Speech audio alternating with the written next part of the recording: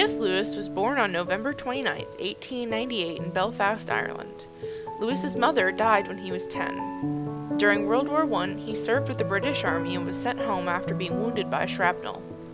Lewis graduated from Oxford University with a focus on literature and classic philosophy, and in 1925 he was awarded a fellowship teaching position at Magdalen College. Lewis began publishing work in the mid-1920s with his first book, The Satirical Dimer, in 1926. In 1938, he released his first sci-fi work, Out of the Silent Planet, the first of a trilogy which dealt subtextually with concepts of sin and desire.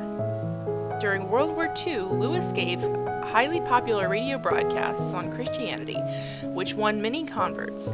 His speeches were collected in the work of Mere Christianity.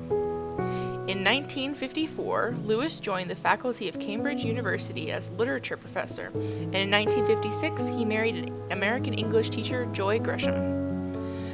Lewis's landmark series, The Chronicles of Narnia, has seen a number of on-screen iterations, including a cartoon version of The Lion, the Witch, and the Wardrobe that was released in 1979, and in 1989 a BBC film series.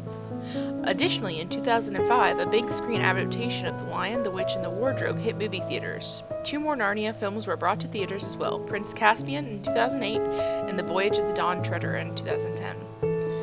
In 1963, Lewis resigned from his Cambridge position after experiencing heart trouble. He died on November 22nd in 1963 in Headington, Oxford.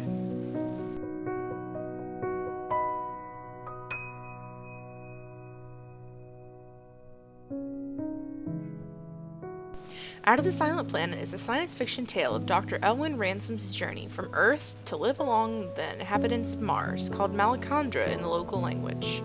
Through the medium of science fiction, the novel addresses several social issues such as racism, colonialism, and religion. It is the first book in C.S. Lewis's space trilogy.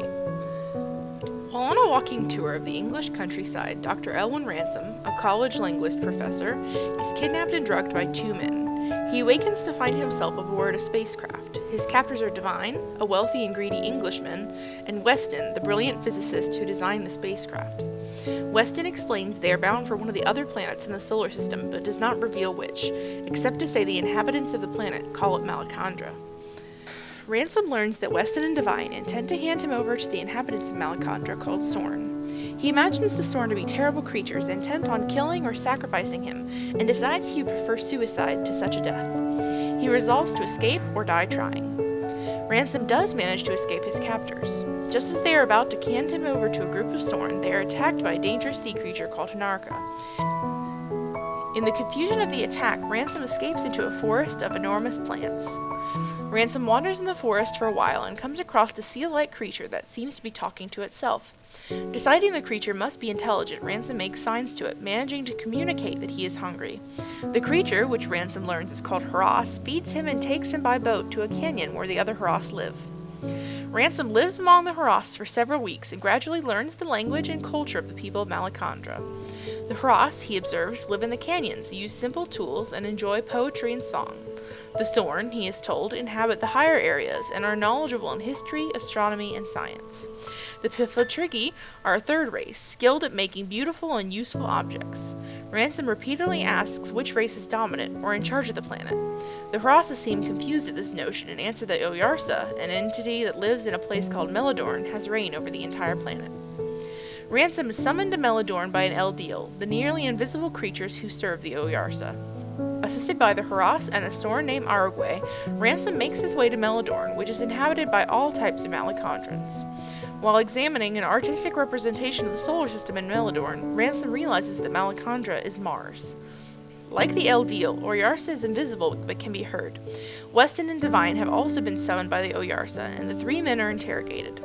Ransom learns that Devine's intentions are to take gold from Malacandra back to Earth, and that Weston intends to pave the way for humans to take over the planet. Oyarsa quizzes Ransom for a long time about the Earth, revealing to him that a creature similar to the Oyarsa once had ruled over the Earth, but had not been heard from for hundreds of years. For that reason, Earth is called Thokandra, which means silent planet. Oyarsa tells Weston and Devine they must return to Earth in their spaceship, but invites Ransom to stay on Malacandra if he wishes. Ransom decides to return with the 2 men. The next to last chapter of the book is written from a viewpoint of the narrator and explains how he came to learn of Ransom's adventures and to write a fictionalized account of it. Finally, a fictional excerpt from a letter by Ransom himself is presented.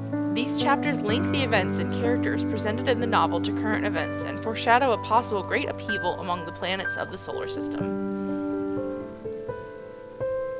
Because of many life or death situations throughout the novel, Ransom has many revelations about life, death, space, and what it really means to be human.